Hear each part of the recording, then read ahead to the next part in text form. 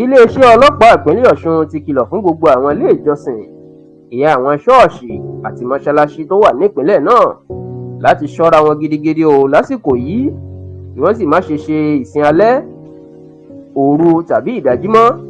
Pẹ̀lú báwọn ajínigbé ṣe ya wọ ṣọ́ọ̀ṣì Celestial Church of Christ Messiah Parish tó wà lábúlé odò nítòsí ìlú Òṣogbo ní ìpínlẹ̀ Ọ̀ṣun lásìkò tí wọ́n ń ṣe ìṣọ́ òru, tí wọ́n sì jí àwọn ọmọ ìjọ 12 kó.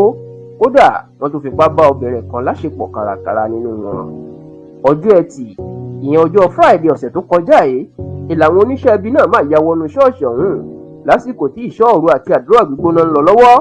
Ṣùgbọ́n o, báwọn ọmọ ìjọ náà ṣe gbọ́ ìbọn tó ń dún kàràkàrà kòkòkòkò, olùṣọ́, ìyẹn olùṣọ́ àgùntàn tó jẹ́ wòlíì ìjọ náà, ìran ló máa kọ́kọ́ ju bíbélì dànù tó ferege, ìyẹn pó jáde nínú ṣọ́ọ̀ṣì, táwọn ọmọ ìjọ náà sì mú eré nígbà tí wọ́n ti rí tí olùṣọ́ tó ti júbà ehoro.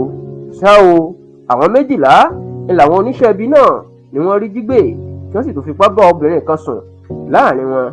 Ṣùgbọ́n o, iṣẹ́ olólè ṣẹlẹ̀, káàyè ọpẹ́ má yọ nígbà tí Ọlọ́run yóò ṣe é.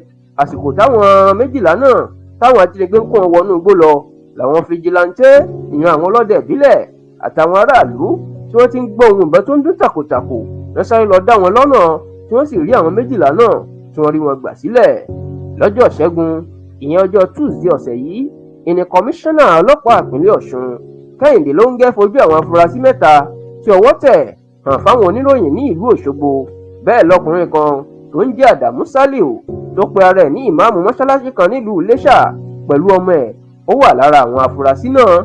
Ṣùgbọ́n tí Àdàmú ń sọ wípé wọ́n kàn ṣe òun kó ní, òun kì í ṣe ajínigbé, òun kò sì jí ẹnikẹ́ni kó nínú ṣọ́ọ̀ṣì Sẹ̀lẹ́ kankan.